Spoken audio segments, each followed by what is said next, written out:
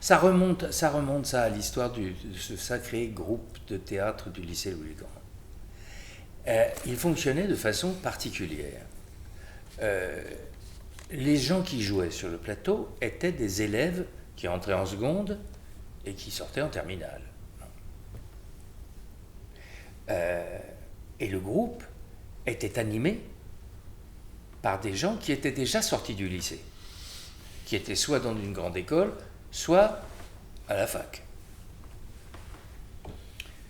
Ces gens-là, sous la tutelle d'un vieux prof de latin-grec qui avait eu l'idée en 1948 de refonder du théâtre à Louis-le-Grand alors qu'il n'y en avait plus depuis les jésuites du XVIIe siècle,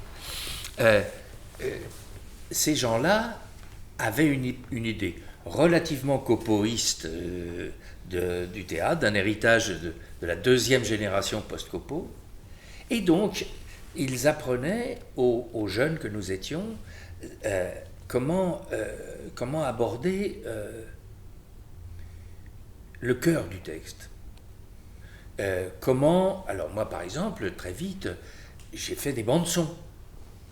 Alors on me disait, tu vas prendre par exemple pour l'Étoile de Séville, l'Équatoire de Bartók. Alors je me suis tapé les 6 quatuors de Bartók en cherchant à découper, etc. Puis je découpais des bandes magnétiques et tout ça. Et pour Clitandre de Corneille, j'ai fait la bande avec les concertos pour corps de Mozart.